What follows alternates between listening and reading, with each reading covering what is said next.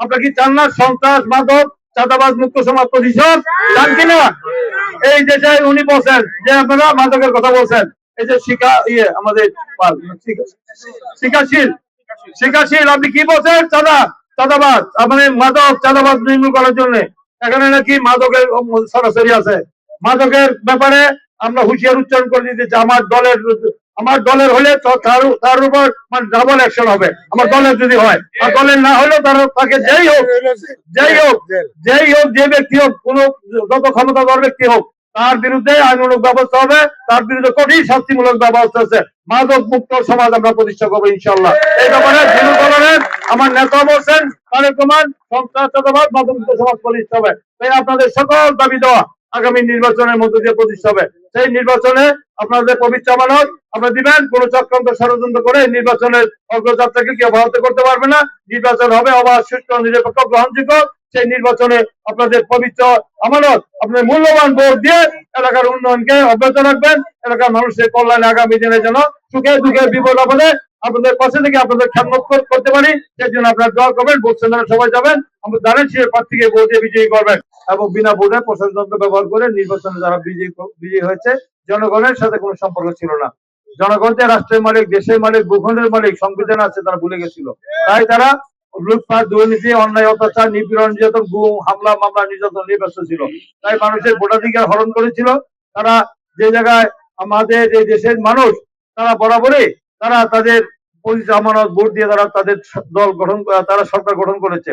কিন্তু তারা মনে করেছে যদি নির্দলীয় নিরপেক্ষ সরকারের অধীনে নির্বাচন হয় তাহলে তাদের নিশ্চিত পরাজয় ভরাডুবি হবে। কিউব হোল্ডিংসের গল্পে সেই রেখাটি আঁকা হয়েছিল আজ থেকে 1 যুগ আগে। নকশাই আমাদের ভাষা। Cube holdings limited. তাই তারা জনগণকে ভয় পেয়ে তারা কোন জনগণের ভোটে নির্বাচন হওয়ার চিন্তা করে নাই। তারা প্রশাসনযন্ত্র ব্যবহার করে গায়ের জোরে তারা দেশ পরিচালনা করেছে। গায়ের জোরে পৃথিবীর ইতিহাসে কেউ চিরদিন ক্ষমতা থাকতে পেরেছে? শেখ হাসিনা পারে নাই। শেখ হাসিনা তার করুণ পরিণতি হচ্ছে যে তার সরকার পতন হয়েছে, তিনি দেশ থেকে পালিয়ে গেছেন এবং তার দল নির্বাহী আদেশে নিষিদ্ধ হয়েছে। নিষিদ্ধ না? আওয়ামী লীগ আছে নাকি? নৌকা আছে? এই যে ভাই নৌকা আছে আপনাদের? নৌকা নাই। নৌকা নাই গেলে তো পুরানো দল, এই যে 70-75 বছরের পুরানো দল আজকে নৌকা নাই। কারণ তারা মানবতা বিরোধী অপরাধ করছে, তারা গণহত্যা করছে, তারা জনগণের বিরুদ্ধে করছে। জনগণ যে সৃষ্টিকর্তা মহান রাব্বুল আলামিনের পরে জনগণের সকল রাজনৈতিক ক্ষমতার উৎস তারা বুঝে নাই, তারা বুঝতে পারে নাই। তারা মনে করছে যে গায়ের জোরে চিরদিন ক্ষমতায় থাকা যাবে। আল্লাহ সীমা লঙ্ঘনকারীরা পছন্দ করেন না নাকি? পাপে নাকি বাপেরও ছাড়ে না নাকি? কি বলেন?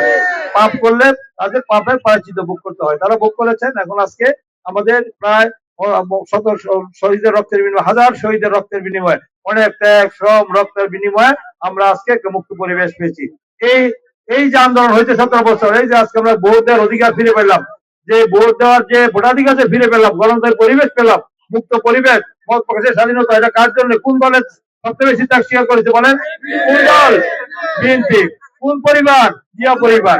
সবচেয়ে বেশি জিয়া পরিবার এবং বিএনপি, সবচেয়ে বেশি বিএনপি পরিবার ত্যাগ স্বীকার করেছে। তাদের উপরে অন্যায়, অত্যাচার, নিপীড়ন, নির্যাতন, গুম, খুন, হামলা, মামলা শিকার হয়েছে। আমরা তৃতীয় প্রশ্ন আপোষ করি নাই।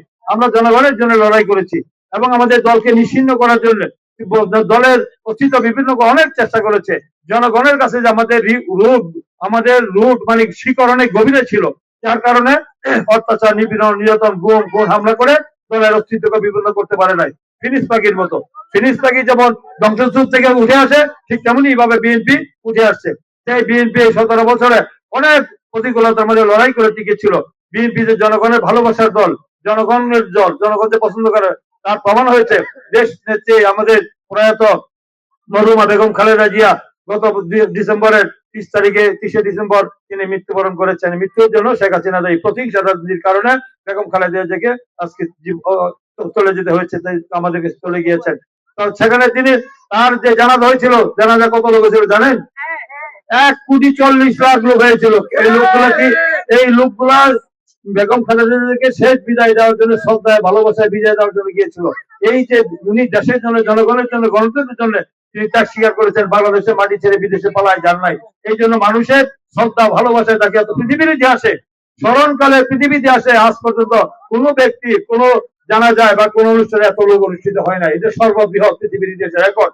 সেটা হয়েছে এই দেশের জন্য তিনি ত্যাগ স্বীকার করেছেন তিনি সর্বোচ্চ জীবন বাজি রেখে লড়াই করেছেন, তাই তিনি আপসীন দেশনেত্রী খেতাব পেয়েছেন, মাদার অফ ডেমোক্রেসি গণতন্ত্রের স্বীকৃতি পেয়েছেন। এবং তিনি আজকে মানুষের শ্রদ্ধা ভালোবাসা তিনি চিরবিদায় হয়েছে। মানুষ তো কেউ বাঁচবে না, চিরদিন বাঁচে না, কিন্তু মানুষের মৃত্যুর পরে মানুষ যদি আজীবন তাকে মনে রাখে, এটা তো সবচেয়ে বড় বল নাকি? এই যে মানুষের মনের মধ্যে তিনি আছেন, শহীদ জিয়া যেমন মানুষের মনের মধ্যে আছেন, বেগম খালেদা জিয়া আছেন। এবং তার যে যোগ্য উত্তরসূরি, যে 27 বছর দেশের বাইরে থেকে লড়াই করেছে, 17 বছর দেশের একটি গণতন্ত্রের জন্য লড়াই করেছে, নির্বাচনে থেকে তার বক্তৃতা বন্ধ করে দিয়েছে, তার উপরে অনেক 135টা মামলা দেওয়া হয়েছিল। বাংলাদেশে কোনোদিন আসতে দেওয়া হবে না, মানে শেখ হাসিনা অনেক বড় বড় কথা বলেছিলেন, বাংলাদেশের যদি ক্ষমতা থাকে তাহলে বাংলাদেশ দেখি তার কত সাহস।